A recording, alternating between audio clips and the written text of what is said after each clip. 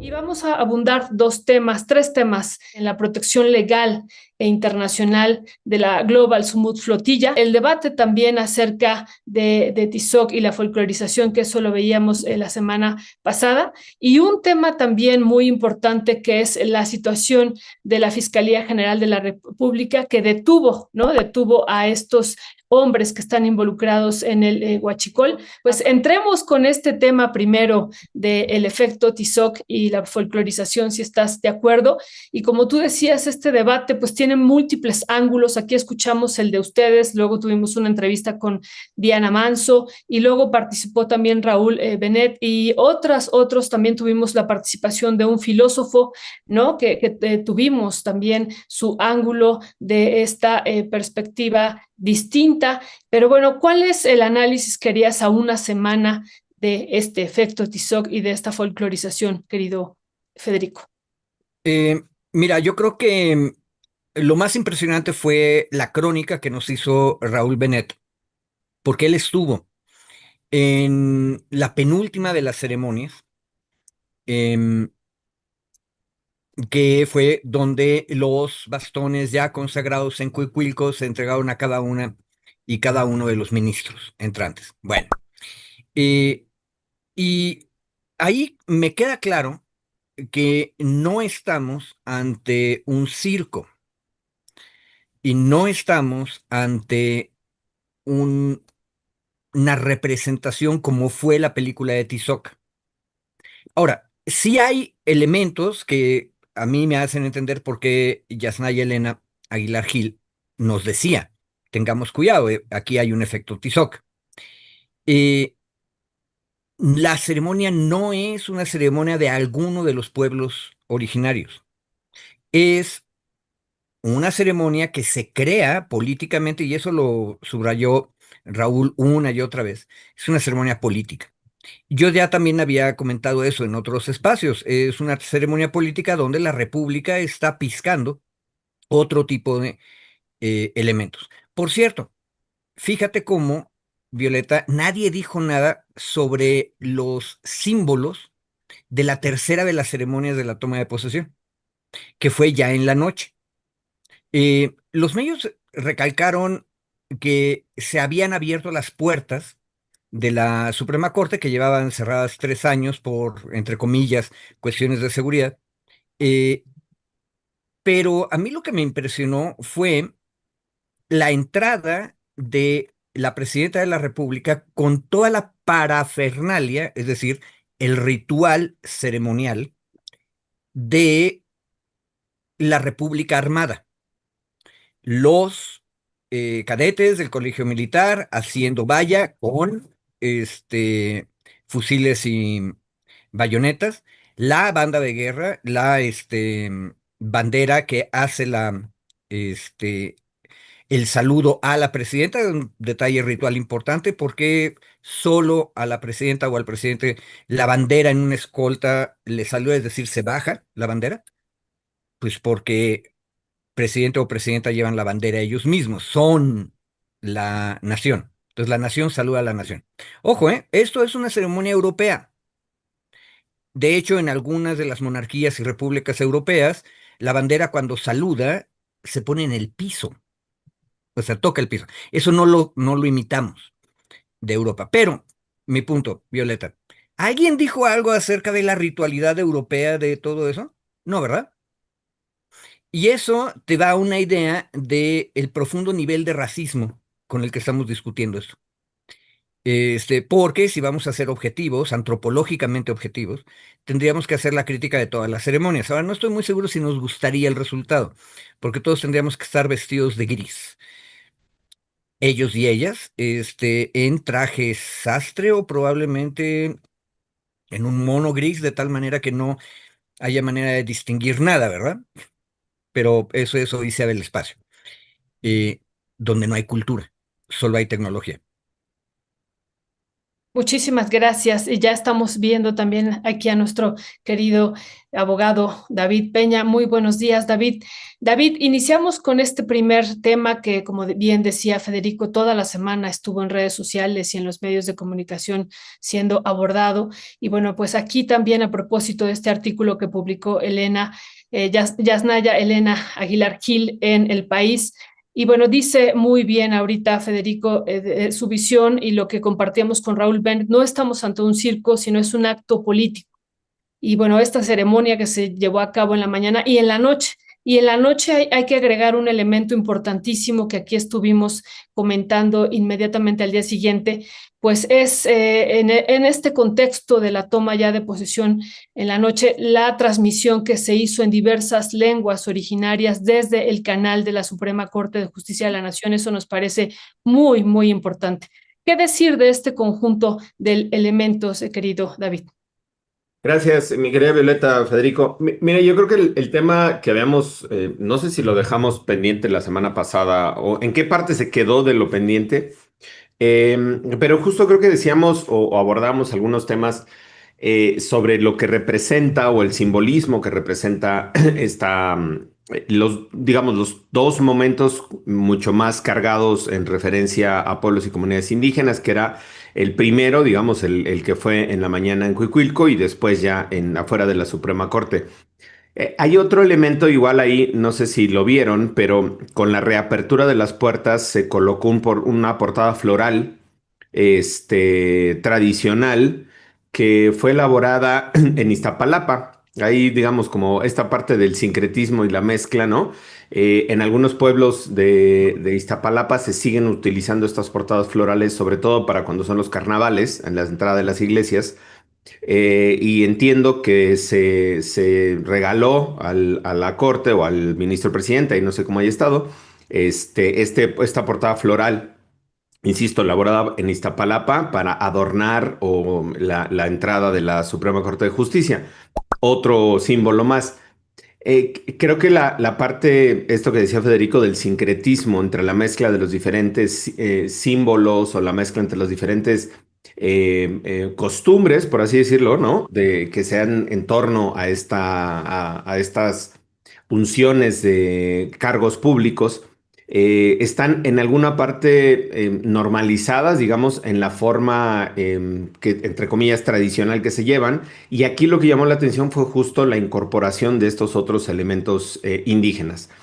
En cuanto a la incorporación de los elementos indígenas como parte del sincretismo y como parte del enriquecimiento cultural, a mí me parece que es profundamente interesante, muy valioso también el que se haya, por ejemplo, incorporado también las transmisiones o que se hayan llevado a varias lenguas indígenas con una traducción a varias lenguas indígenas, me parece muy importante.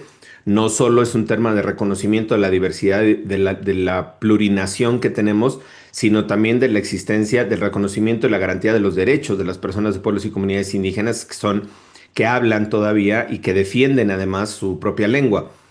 Toda esa parte no creo que la discusión se haya centrado hacia allá. Y creo que la parte donde estaba generando mayor debate, Yasnaya se hizo un artículo también bastante fuerte sobre estas prácticas, era el que personas que no son indígenas, que no tienen la tradición, que no tienen el respeto por las costumbres y que no les representa porque no han crecido, no les representa, digamos, no tiene un simbolismo mayor porque no forman parte de los pueblos y comunidades, no han crecido con esas tradiciones, se apropien o utilicen, ahí no encuentro el término, ¿no? O se acerquen, digamos, a este tipo de expresiones como un mero acto, sí, político, pero también un mero acto de, no sé si publicidad es el término, pero digamos, un mero acto que no representa y que no les representa, sobre todo a ellas, como personas mestizas. Eso creo que está ahí en la discusión. Creo que hay que dejar por fuera todos los otros elementos que están, y sobre todos los otros elementos no hay, o yo no veo que haya en realidad algo mayor de debate de fondo. Si fue esto que yo les decía de la portada floral, o si fueron los bastones de mando en la mañana, consagrados, sobre eso creo que no hay una discusión. El tema, o yo cuando menos lo intentaba colocar la semana pasada, era en este traslape, digamos, de costumbres y tradiciones indígenas no exclusivas para indígenas, porque Federico llamaba la atención la semana pasada, y yo decía que no, no es que sean exclusivas para indígenas. El tema es que el tema de la costumbre y el crecimiento de la cultura sí tiene un enraizamiento en los pueblos y las comunidades que las practican. Esta práctica, decíamos, del bastón de mando no está en todos los pueblos, solo en algunos pueblos, en algunas comunidades. Por lo tanto, ni siquiera es extensiva a toda la nación, a todas las naciones indígenas y afrodescendientes en México, ni siquiera es extensible para todas las naciones mexicanas, y tampoco es extensible, digamos, o ampliable a personas que, como en el caso de los otros 8 ministras y ministros, ni comparten la cultura tradicional, ni las costumbres, ni las prácticas.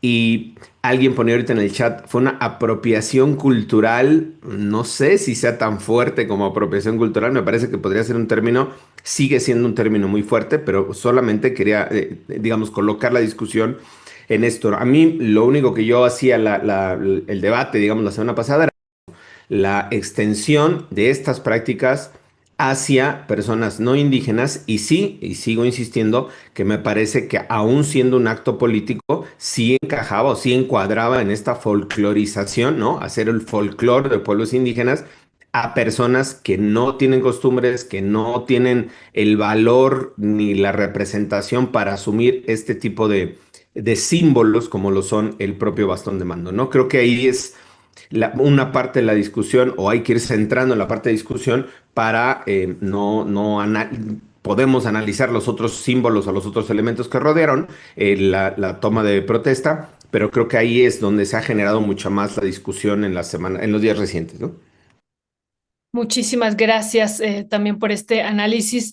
Pues queda este análisis abierto, Federico, y si vamos avanzando hacia los otros dos temas que también nos parecen muy importantes, igual que este, pues hemos visto este fin de semana una conferencia de prensa, pues donde ya se da a conocer la detención de estos 14 funcionarios implicados en este huachicol, ¿no? Y decíamos al principio del programa, pues cómo hubo un decomiso de 10 millones de litros en el estado de Tamaulipas en marzo, y bueno, ahora vienen estas detenciones por parte de la Fiscalía. ¿Qué decir sobre este tema, Federico?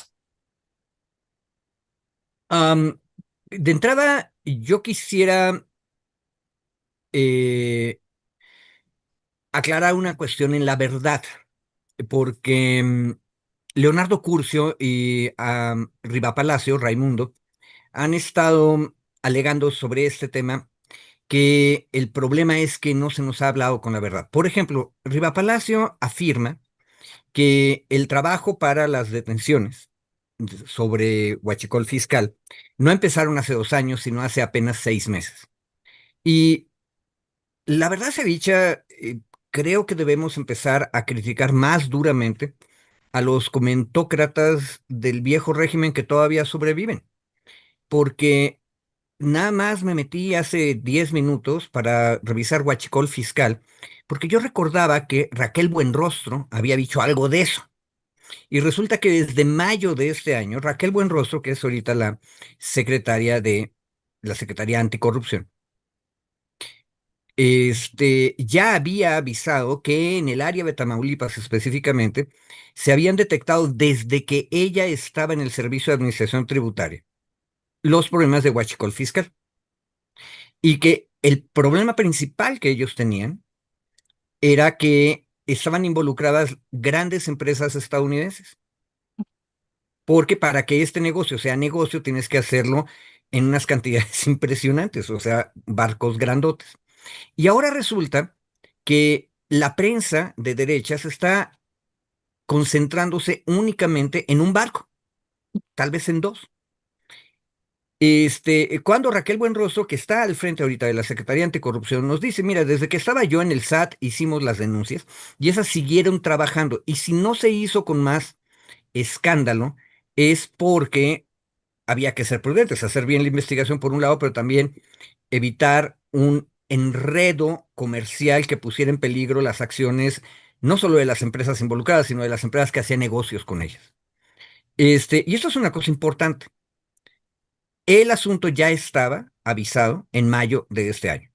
Y quien lo avisó como autoridad diciendo yo ya le había pasado a la Fiscalía General de la República el caso.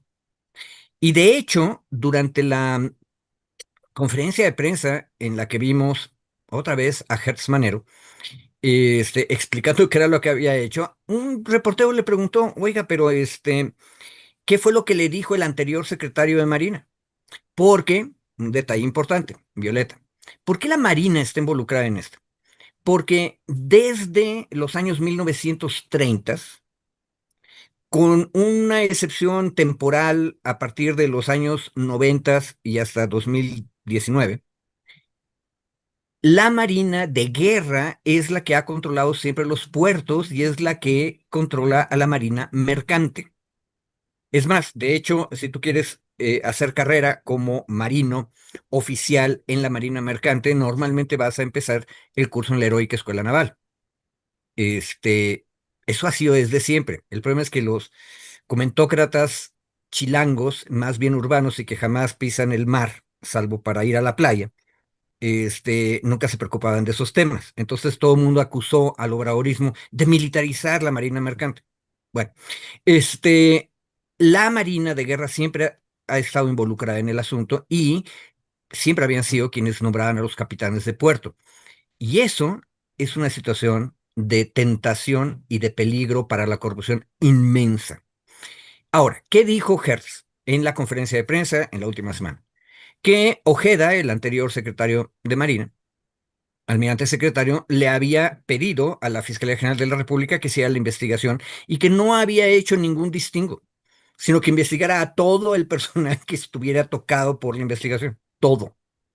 Y resultó que estaba también un yerno, o nuero, o cuñado, no sé qué es. Sobrino político. Ah, esa cosa. Este, em, y pues lo agarraron, punto y aparte. Y tenemos 14 detenidos ahorita. Hertz avisó que hay más. Yo no le creía tanto a Hertz, pero sí creo en lo que dijo Raquel Buenrostro, en que la investigación ya tenía bastante tiempo, es decir, no le crean a Raimundo Riva Palacio, que insiste en tratar de romper eh, el programa de seguridad pública de Andrés Manuel con respecto al de Claudia, cuando en realidad lo que estamos viendo es una profundización del proceso y del modelo. Pero a mí me parece un paso adelante muy importante. Digamos que qué bueno que ocurrió. Y estaba como que cantado estructuralmente, por lo que digo, la Marina de Guerra está metida todo el tiempo en la administración de los puertos y de las aduanas, y por lo tanto esto podía pasar, y pasó. Y también nos demuestra que la institución es completamente distinta de los miembros de la institución, pero si tú permites que haya impunidad y no persigues a los altos mandos castrenses, las cosas van mal. Entonces me parece que es un muy, muy buen paso. Muchísimas gracias, Federico. Pues sí, un paso importante y siempre nos acordamos de David y de Federico cuando vemos una acción de la fiscalía, una fiscalía pues que ha quedado mucho a deber y bueno, pues ahora vemos una acción importante. Pero aquí involucrado, aquí punto y aparte de esto, involucrado también un sobrino político del exsecretario de Marina y mucha de la prensa también está haciendo, de prensa de oposición, está haciendo énfasis que era el secretario de Marina con AMLO y era su sobrino y también le están dando esta otra vertiente. ¿Cuál es tu balance, cuál es tu análisis sobre este tema, David? No, yo creo que me coincido con todo lo de Federico, lo suscribo, diríamos, ¿no? Los abogados lo suscribo, pero creo que hay un tema que me parecía, escuchaba yo la conferencia de prensa de Harfuch y de sí, extrañamente, otra vez Hertz Manero, yo creo que ya se le va haciendo un poco más de costumbre aparecer, dar la cara, explicar. Y del propio secretario de Marina, en donde había una expresión que me llamó mucho la atención porque decía, cuando se refería a la investigación de hace 2 años, ¿no? Que había iniciado hace 2 años y no hace 6 meses, que fue el decomiso de este buque de 10 millones, ¿no? De litros. con diésel. En la expresión de hace 2 años, Hertz y Hartford no lo dijo, pero fue Hertz y el secretario de la Marina decían, hace 2 años nos pidió el secretario que hiciéramos esta investigación, o sea, que no esta investigación como tal, sino que se iniciara una investigación por presuntos actos en donde podrían estar involucrado personal de la Marina. Y me llamó la atención porque mientras ellos dos decían, el propio secretario nos pidió, Harfuch decía ya dentro de la conferencia, defendió, digamos, al anterior secretario, ¿no? El papel del anterior secretario y hacía esta referencia que yo igual coincido en que si son 4, 5, 10, 20 elementos, eso no quiere decir que toda la Marina como tal esté corrupta o esté participando o forme parte de estos esquemas. Como lo hemos dicho aquí en múltiples ocasiones, tanto con la Guardia Nacional como del Ejército, ¿no? Que comandante, que batallón del ejército, estos de los dragones motorizados o no sé qué en Tamaulipas, hagan estos actos de ejecución extrajudicial, no implica que todo el ejército ni que todos los batallones estén metidos y estén corrompidos. Creo que aquí hemos tenido, digamos, como el cuidado para hacer esta diferenciación. Y esto aquí nada más, insisto, me llamaba la atención porque era hace 2 años empezó la investigación, la unidad de inteligencia financiera participó en la investigación. Por cierto, no estuvo el titular de la unidad de inteligencia financiera en esta conferencia de prensa el día de ayer. Ahí igual me llamó, es un dato, digo, ahí hay que ver, es un nuevo titular, no, él podría no conocer, digamos, todo el proceso de investigación, pero creo que una parte relevante de la investigación se lleva o la aporta la unidad de inteligencia financiera. ¿Y por qué esta parte? Nada más un poco para centrarnos. A mí me dio la atención porque era huachicol fiscal, entonces yo no le Sí, entendía al principio, era como, ay, chica, pues, ¿qué es huachicol sí, sí, fiscal, sí. no? No la alcanzaba a entender, entonces ya me metí a hacer todo el estudio.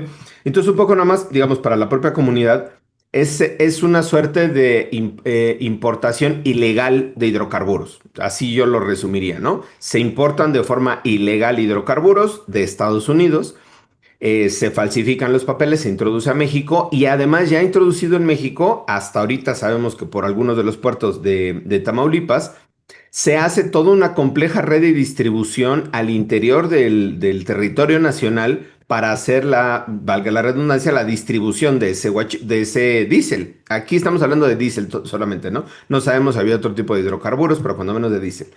¿Qué es lo que hacía o el esquema según se estuvo explicando?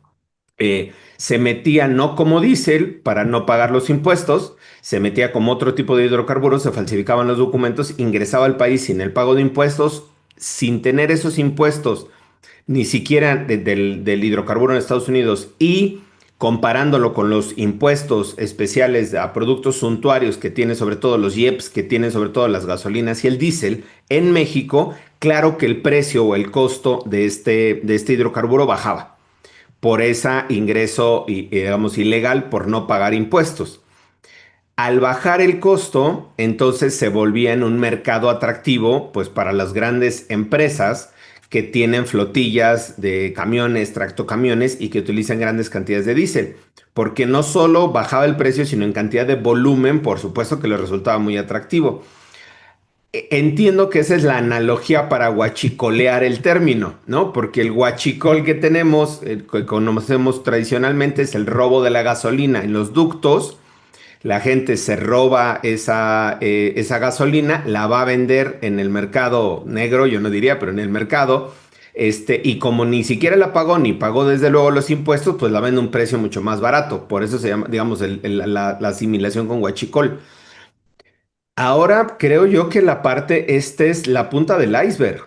Se ha encontrado por parte de las investigaciones de la Fiscalía, de la UIF y de la propia Marina, que esta red empieza, yo diría, empieza por estas 14 personas que han sido detenidas, que son los que hasta el momento se ha identificado como los cuatro, creo que son cuatro, 3 o 4 empresarios que firmaban y autorizaban las peticiones, los pedimentos, falsificaban los documentos, cuatro o 5 personas que estaban en la aduana, en las aduanas que permitían el ingreso, digamos, ilegal o el ingreso chueco, ¿no? de estos hidrocarburos, y los marinos que estarían, entiendo yo, no se ha determinado cuál es la responsabilidad, pero entendería que son los marinos que están en estos puertos o en estas aduanas y que permitían ese enjuague. Ahora falta, y se anunció que faltan más detenciones. A mí me interesaría mucho más ver, no porque esto no sea interesante, sino me interesaría también ver lo otro, de cuáles son cómo funcionan las redes de distribución y qué empresas han estado comprando este huachicol fiscal, digamos, este diésel a bajo costo ingresado de forma ilegal a México. Porque sí sería una presunción, y con eso termino, de que estas empresas, a sabiendas que el litro de diésel está en, no sé cuánto está el litro de diésel, pero el de la gasolina está en 24,99, ¿no? Está estacionado en 25 la verde, Magna.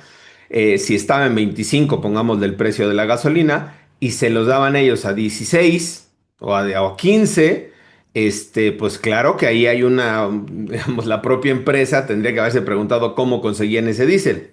Yo hasta aquí lo dejo porque, insisto, creo que la parte más compleja y más interesante va a ser cómo funcionaba, cómo se movilizaban estas grandes cantidades de diésel, los permisos para los traslados, los permisos de seguridad para trasladar el diésel al interior del país, la distribución y sobre todo las personas beneficiarias, porque al final forman parte de esta red de corrupción y tendrían que ser investigadas y sancionadas también.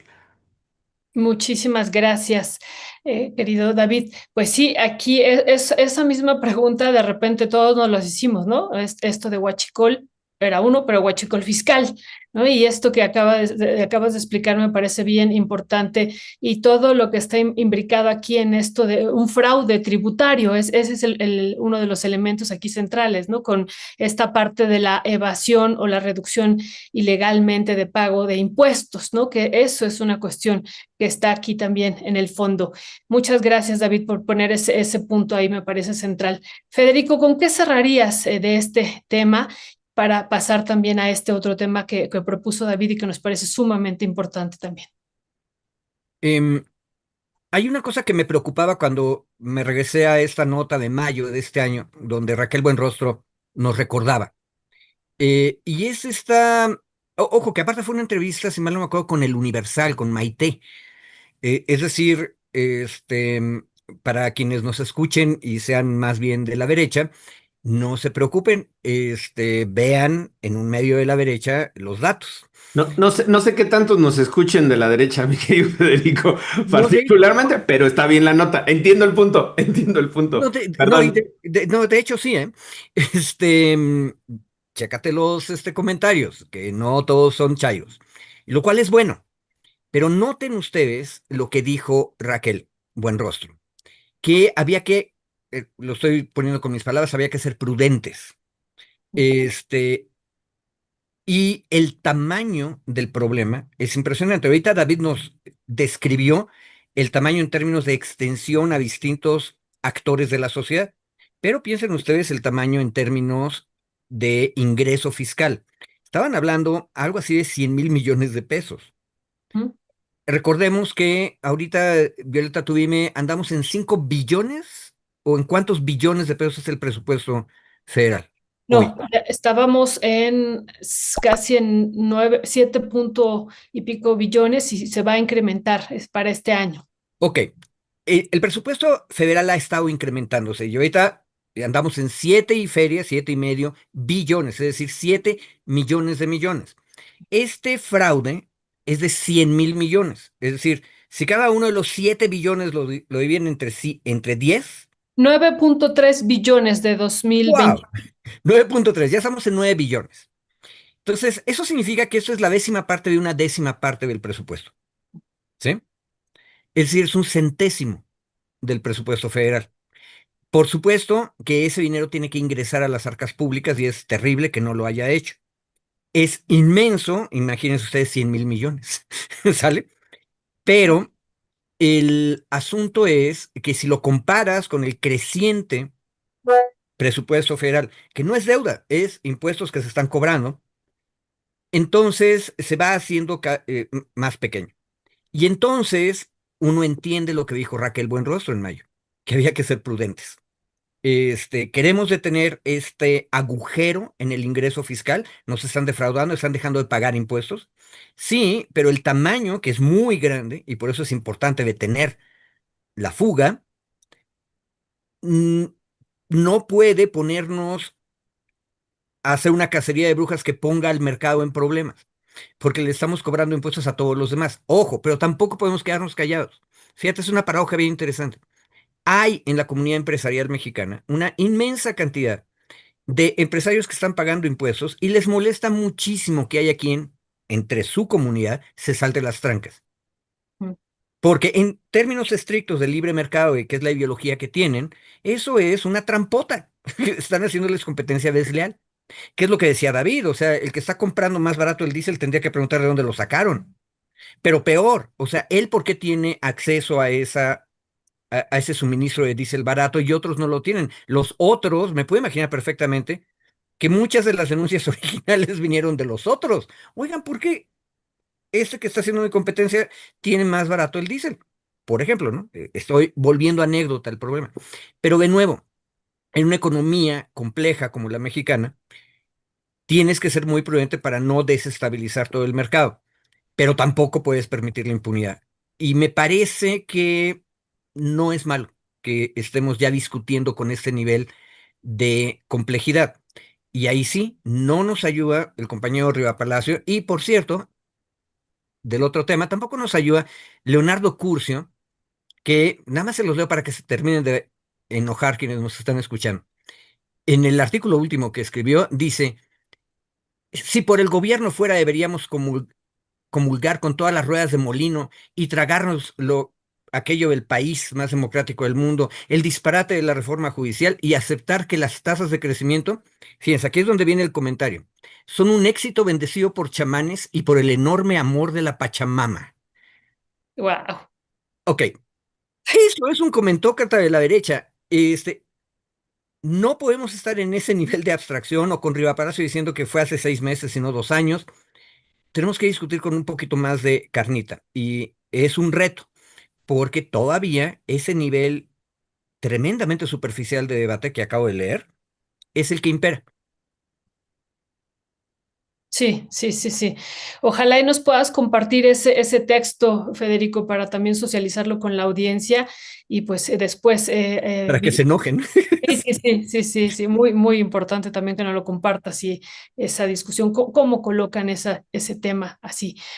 Pues David, gracias, muchas gracias Federico. David, vamos a pasar también a otro tema. Si tú quieres cerrar con este último del huachicol fiscal, seguiremos con este caso, ¿no? No se cierra este fin de semana, apenas se empieza a abrir y esto se va a tejer pues con lo que vamos a conocer en unas cuantas horas también. Ya nos adelantó algo la presidenta sobre el IPAP, ¿no? Los bancos que están pagando una parte mínima de este fraude que hicieron, de este robo que hicieron los banqueros, pues aún así que es una parte mínima, pues se les está regresando como una parte de impuestos a ellos y eso se va a detener también y esto se va a sumar a otras acciones que nos van a dar a conocer en unas cuantas horas. Así es que regresaremos sobre este tema hacia el día de mañana y pasado mañana y seguiremos.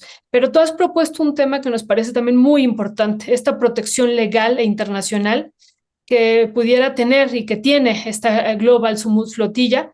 Pues hace rato hicimos esta última conexión con Ernesto Ledesma, están en Túnez y de ahí pues van a salir en próximas horas y se han sumado pues más de 48 países y decenas de embarcaciones pues que van rumbo a Gaza con ayuda humanitaria en esta operación pacífica. ¿Cuáles entonces son las protecciones internacionales y legales que se tiene en esta Global Sumut Flotilla, David? Uy, mira, ahí mi querida Violeta, y creo que el tema de la protección internacional, yo lo colocaba ayer en el chat, ¿no? Como propuesta de tema, y yo mismo dije, a ver si no me atoro, ¿no? Porque es un tema muy complejo en términos de dimensión del tema. Y yo más bien te decía, si Federico le entra, pues le entramos, ¿no? O sea, como siempre hacemos el acuerdo de los temas. Pero, o sea, primero lo quería colocar porque justo yo he estado dando seguimiento, obviamente, a toda la crónica muy buena que nos ha estado haciendo, por cierto, nuestro querido Ernesto desde allá. desde la Sumut Flotilla. Y había una parte que me quedaba en el aire a mí y que era justo el tema de la referencia de la protección internacional en términos de las disposiciones en materia de derechos humanos y de derecho internacional humanitario, que creo que es aquí un tema que a lo mejor no se ha colocado o no se ha puesto en la agenda. Creo que cuando se entrevistó a Temoris lo colocó en alguna parte, no sé si fue el miércoles o jueves, que ya no sé qué día tiene en la mesa, creo que es el jueves. Este, eh, y, y me parecía importante, insisto, aterrizarlo, acercar. Primero estaríamos hablando de dos tipos de derecho que se involucran, o tres. Voy a hacer una pequeña aproximación, a ver si no me hago bolas, y espero que me tengan tantita paciencia. Ustedes y la audiencia de su bonita mesa.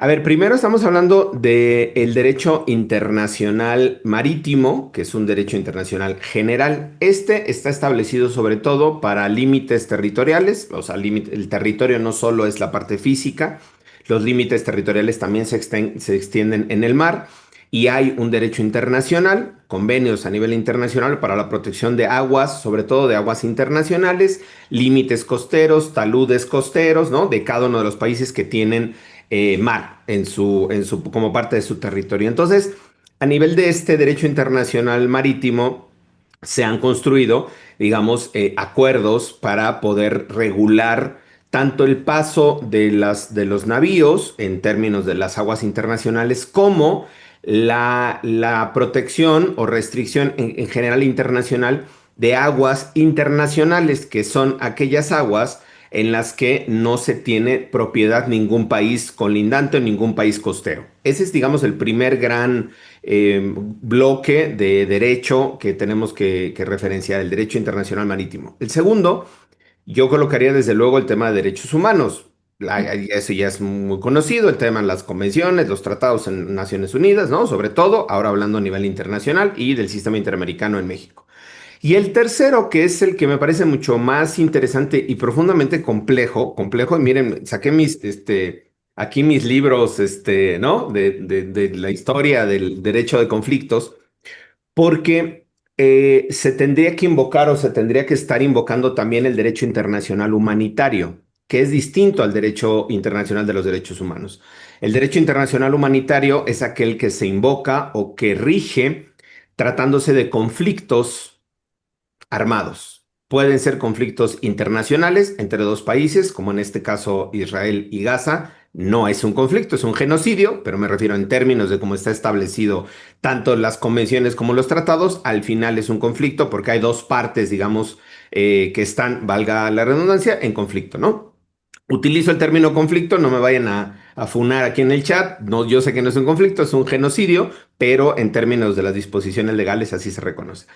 Y entonces, cuando está este conflicto declarado por las partes o reconocido por las partes, surte efecto o se aplica este otro gran compendio de normas que se llama Derecho Internacional Humanitario. Perdón por toda esta aproximación, pero es un poco para ir entendiendo por qué se va construyendo o por qué entramos a estas discusiones. El derecho internacional humanitario, que es en el que me quiero centrar, se establece con base en dos convenios en 1949, lo que se le conoce como los convenios de Ginebra, que son la base del derecho internacional humanitario, y sobre de esos dos convenios se han estado adicionando tanto nuevos protocolos como otros convenios que son adicionales a esos dos convenios originales de 1949. ¿Por qué? Porque el consenso internacional se logró en 1949, obviamente posterior a la Segunda Guerra Mundial, y se establecieron las reglas básicas, entre comillas, de la guerra.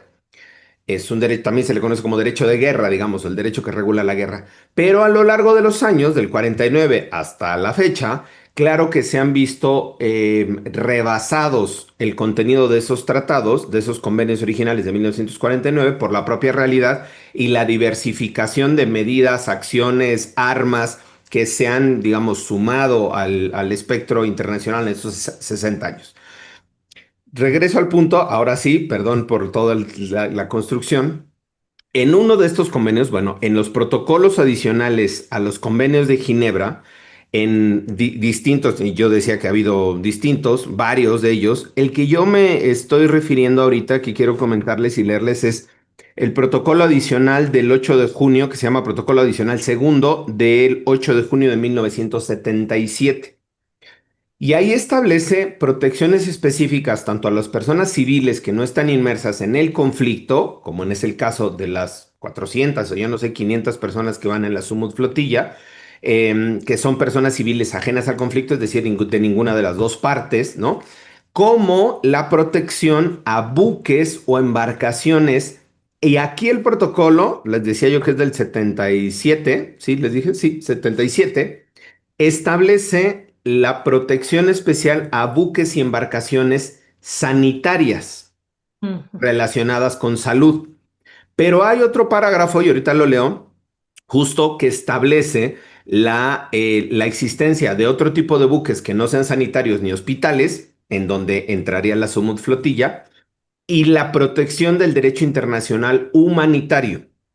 Leo los dos parágrafos, perdón por hacer tan extensivo toda la No, no, introducción, David, muy ¿no? bien. Nada más nos repites, es el protocolo adicional segundo de Me 1977. regreso al título porque es protocolo adicional, te lo leo completo, es protocolo adicional a los convenios de Ginebra del 12 de agosto de 1949 relativo a la protección de las víctimas de los conflictos armados internacionales, protocolo uno del 8 de junio de 1977. Perdón por Gracias. el speech, pero bueno, ahora, este protocolo establece en la sección segunda transportes sanitarios y establece cuáles son digamos, la referencia de los vehículos sanitarios. Pero en el artículo 23 dice otros buques y embarcaciones sanitarias. Y voy a leer dos párrafos. Dice, lo leo literal, disculpen ustedes la lectura a esta hora de la mañana. Dice artículo 23, fracción primera, los buques y embarcaciones sanitarios distintos de los mencionados en el artículo 22, los del 22 son sanitarios, ¿no? Hospitales, buques de atención a enfermas, a personas enfermas, heridos. Los buques o embarcaciones sanitarios distintos de los mencionados en el 22, en el artículo 22 del protocolo, que ya se encuentran en el mar o en otras aguas serán respetados y protegidos del modo previsto en los convenios y en el presente protocolo para las unidades sanitarias móviles. Como esa protección solo puede ser eficaz si es posible identificarlos y reconocerlos como buques y embarcaciones sanitarias, tales buques deberían llevar el signo distintivo y en la medida de lo posible dar cumplimiento a lo dispuesto en el segundo párrafo del artículo 43 de este convenio. 1. 2. Digamos, aquí es la parte de la identificación del buque. ¿Por qué te pide la identificación? Para que una de las partes no lo confunda con un buque de guerra. ¿Me explico? O sea, te hace esta aclaración como tienes que venir bien identificado para que no te confundan con un buque de guerra. Y la segunda, que es la que la que me parece más importante, 2 del mismo artículo 23.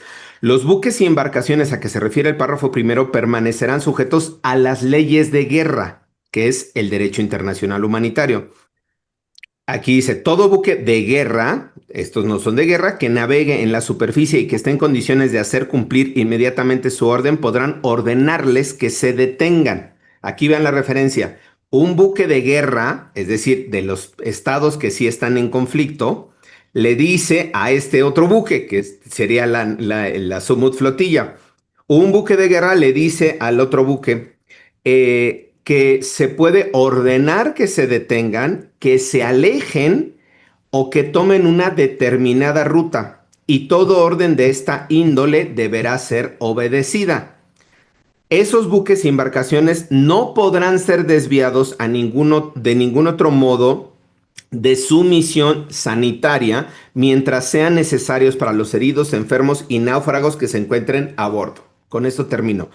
¿Por qué en esta parte se hace referencia a embarcaciones, insisto, sanitarias, de buques de medicina? Porque es del 77, no se pensó ni se proyectó que hubiera buques de ayuda humanitaria, ¿me explico? O de este tipo de ayuda humanitaria. Por eso estoy haciendo digamos, una lectura de dónde podría estar la protección. Y termino. Justo lo que vemos aquí es cuando, no lo dice porque se relaciona con el derecho internacional marítimo, que fue el primer bloque, cuando se tiene que hacer la atención de las órdenes de un buque militar de uno de los estados en guerra, es cuando entras a sus aguas. Cuando entras a aguas del territorio, es decir, en este caso, a aguas bajo la jurisdicción de Israel, entonces el buque de guerra de ellos te puede dar órdenes porque estás dentro de su territorio, marítimo, pero dentro de su territorio. Toda la protección en general se hace sobre aguas internacionales.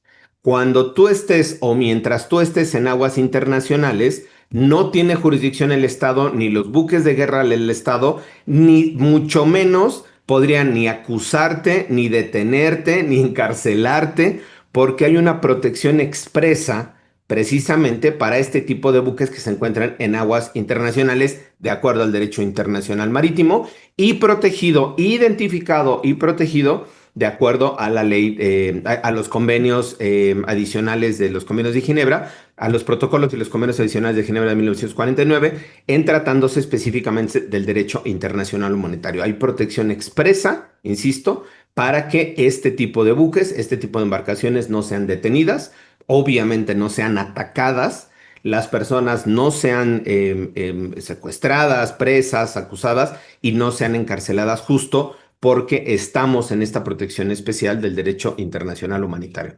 Disculpen ustedes el abuso del tiempo, pero me puse a estudiar para poder participar en esta mesa. Gracias. Buenísimo, David, muchísimas gracias. Esto creo que ilustra muchísimo y ayuda, porque además estas embarcaciones pues llevan esta ayuda humanitaria, medicina. Tú estás hablando de embarcaciones sanitarias, pero llevan medicinas y van médicos, doctores también en cada una de las tripulaciones. También esa es otra cuestión que entraría dentro de estas embarcaciones sanitarias también que tú estás comentando. Muchísimas gracias, Federico. ¿Cuál sería también tu análisis, tu valoración sobre este último tema que estamos abordando y que nos parece muy, muy importante este avance? A mí ya nada más me quedó un poco de duda cuando ya entran a aguas, o sea, una cuestión son las aguas internacionales, que ahí quedó muy claro lo que comenta David, pero cuando entran ya al territorio en específico de Gaza, a los mares de Gaza, ¿qué pasaría ahí? Ahí nada más, perdón, nada más, no sé, es pregunta para Federico, perdón, perdón. Sí, adelante si quieres, David. Ajá, porque ya ahí ya no aplicaría el derecho No, internacional, ¿no? ahí aplica el derecho ya del país como tal. Por eso, si ustedes vemos la diferencia, es cuando estás ya en territorio de uno de estos países que están en conflicto, autoriza que un buque de guerra se acerque, te ordene que te retires, que cambies la ruta, que te alejes. Punto. Pero nunca autoriza ni detención, ni ataque, ni sino lo único que hace es, estás entrando a mi territorio, yo no te di permiso. Vete de aquí, aléjate, cambia la ruta y muévete. En esa, así de simple, pero así de interesante y de complejo también lo coloca. Perdón, Federico. Eh, yo aportaría un detalle, pero no estoy seguro si hubo chance de tener a mano los mapas que te mandé, Violeta. Sí, sí, ya los tiene la producción para pasarlos. Muchas Bueno, gracias. si empiezan con cualquiera, yo con eso me doy a entender. Porque el problema es cuáles son las aguas del país costero. Las aguas son parte del territorio, pero resulta que en el sistema internacional en realidad hay tres tipos de aguas. Una es el mar territorial, que es sin duda alguna parte del territorio de cada país, pero este mar territorial tiene solo 12 millas náuticas. Ahí está uno. Fíjate, en este mapa que ustedes están viendo ahí, las 12 millas náuticas son la pequeña, angosta raya blanca alrededor de cada uno de los países. Entonces, en teoría, todo lo demás tendrían que ser aguas internacionales, pero desde los años 1970 hubo una gran convención, creo que se llama la Convención del Derecho del Mar, en la Sí, cual todos los países, de hecho, todos menos uno, que es Estados Unidos, decidieron que aparte del mar territorial, que es esa franjita blanca enfrente de la costa, y si ustedes se fijan, ahí está la isla de Chipre, que es importante para la explicación, que también tiene alrededor sus 12 millas náuticas. Bueno, hay ahí, sin embargo, en el mapa, otra raya mucho más adelante que son 200 millas náuticas. Es mucho más. Y eso se llama aguas de la zona económica exclusiva. También son parte del territorio, pero no tienes exactamente el mismo poder. O sea, tú no puedes alegar que invadieron tu territorio porque haya un barco de otro país que esté en esas 200 millas náuticas. Sí puedes decirlo en las 12 primeras, pero de la milla número 13 hasta la 200, no. Ahora, ¿aplica ahí la regla que nos dijo David? Yo creo que sí, porque la zona económica exclusiva también es parte. Ahora, si ustedes se fijan bien en ese mapa que están viendo, hay en la isla de Chipre unas cositas rojas, que no sé si se puede hacer más grande, acercarnos ahí, pero si no, nada más para que me entiendan. El mar Mediterráneo es tan chiquito que Está. no hay manera que haya 200 millas para cada uno de los países costeros. Entonces, no hay aguas internacionales en el mar Mediterráneo. Esa es una cosa bien importante. Entonces, tú no puedes alegar que esa agua internacional puede hacer lo que quiere y puedo cruzar de cualquier manera, porque en ese lugar no hay aguas internacionales. De hecho, hay muchos conflictos de hasta dónde llegan las 200 millas de cada quien, y cuando no hay 400 millas, obviamente tiene que haber un tratado internacional que diga en dónde está la raya. Y ahí hay un principio que se llama equidistancia, tratar de darle la mitad del mar a cada una de las partes. Pero ahí, en Chipre, si ustedes se fijan, hay una pequeña parte roja. Esas partes rojas, cuando Chipre, que era una colonia inglesa, se independiza, Inglaterra se quedó con dos bases navales al sur de Chipre. Son esos puntos rojos. Y Inglaterra se quedó con las 12 millas de mar territorial. Entonces ahí es territorio soberano del Reino Unido, de Gran Bretaña e Irlanda del Norte. Y es bien importante porque la Marina Británica sigue siendo una de las marinas grandes del mundo. ¿Sí? Entonces tú tienes ahí dos bases navales militares de una potencia naval importante que no pertenece a la región. ¿Sí? Y por lo tanto tiene derecho a estar ahí como si fuera su territorio en las 12 millas de mar territorial. Pero los ingleses, que ya ves que cuando les conviene son generosos, le dijeron a Chipre, quédense con la zona económica exclusiva. Nosotros no queremos zona económica exclusiva. Ahora, si vemos los otros mapas, van a encontrar otro problemón. Ese mapa, las rayas rojas son los puntos de conflicto. La raya roja grande que ustedes ven al centro es el pleito que trae Turquía, que está al norte, contra Grecia y Egipto, y en el fondo con Libia. No están de acuerdo de cómo se repartieron el mar ahí, en la zona económica exclusiva, y Turquía se alió con Libia, bueno, con uno de los dos gobiernos que gobiernan Libia, porque Libia está en un caos después de la caída de Gaddafi y hay dos gobiernos. Entonces Turquía se puso de acuerdo con uno y decidió que la raya es la roja esa que está ahí. Pero las rayas rojas son conflictos en aguas territoriales que incluyen mar territorial y zona económica exclusiva. Pero fíjense cuál es la otra raya que es un conflicto. Es precisamente enfrente de la franja de Gaza. Gaza, ese punto, alega que ellos tienen derecho a un corredor que los conecte con el mar territorial de Chipre, con la zona económica exclusiva de Chipre, de tal manera que no haya manera que queden aislados. Ahora, el problema es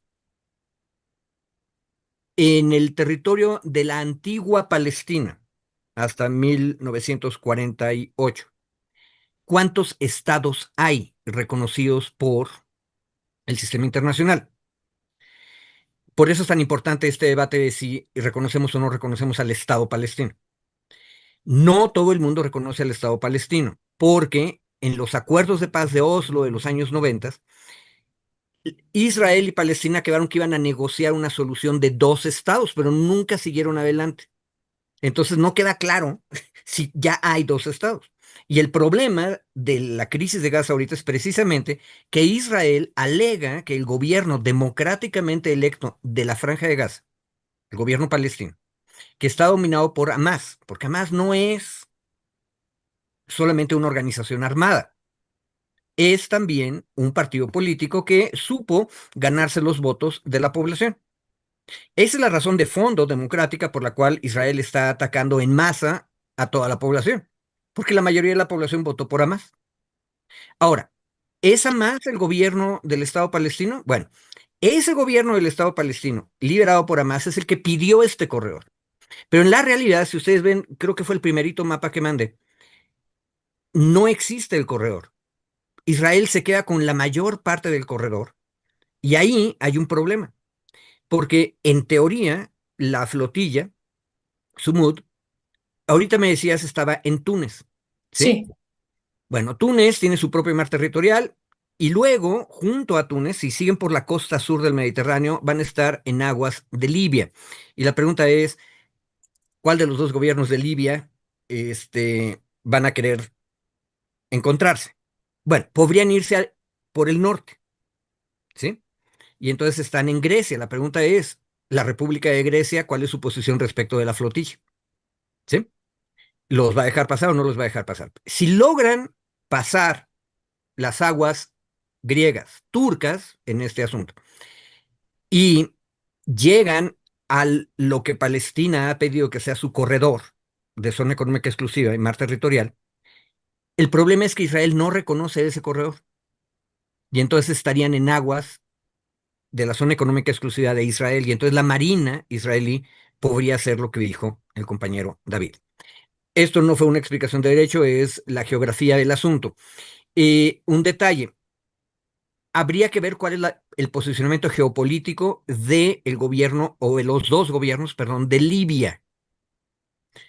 ¿Cuál es el posicionamiento de Egipto y cuál el de Turquía?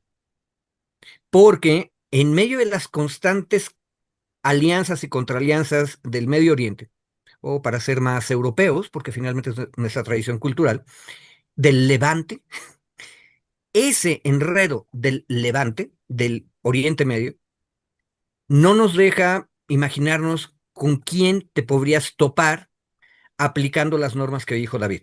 Podrían ser los griegos, los libios, ya no fueron los tunecinos, eso me queda claro, porque pudieron recalar en Túnez, e incluso entiendo que recibieron apoyo también ahí de la población, pero Egipto podría hacerles bronca, y sin duda, en el momento en que lleguen a este corredor no reconocido de zona económica exclusiva de Palestina, Israel puede involucrarse. E incluso Israel tiene un argumento perverso, pero de derecho internacional.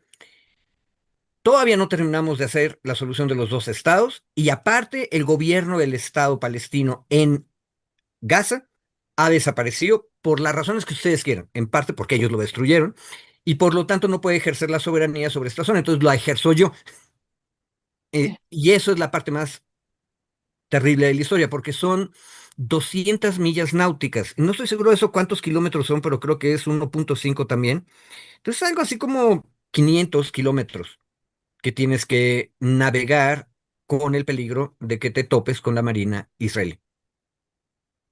Pues muchísimas gracias a los dos. Realmente es un tema de gran complejidad, ¿no? Estaba pensando ahorita que hablaba también Federico en esta convención sobre el derecho al mar, la Conmemar de 1982, que no la firmó Estados Unidos, ¿no? No la ratificó y entonces está fuera de esa convención. Y también pues me quedaban dudas a partir de eso. Si él no la ratificó, entonces él puede actuar de otra manera, ¿cierto o no? A ver, sí, pero ahí tiene una bronca gigantesca. Todos los demás países, incluidos sus aliados, sí la reconocieron. Ahora, como Estados Unidos no la reconoce, entonces Estados Unidos puede decir que no reconoce las 200 millas de zona económica exclusiva, ¿verdad? Sí, Problema, que esa es una parte alucinante del derecho del mar. Estados Unidos no firmó, pero pocos años después de que se firmó la Convención de Derecho del Mar, Estados Unidos emitió una ley propia estableciendo su zona económica exclusiva. sí, sí, sí. Entonces, es una especie de legislación nacional fantasma junto a la legislación internacional. Y entonces ahí la pregunta es, ¿Estados Unidos va a violarle a sus aliados su zona económica exclusiva, actuando militarmente para detener una flotilla, que aparte de todo tiene diversas banderas? Esa es la otra virtud de que sea una flotilla de naves chiquitas, que hay varias banderas. O sea, una cosa es que tú agarres un barco de una nacionalidad y otra de otra nacionalidad. Depende cómo te lleves con ellos.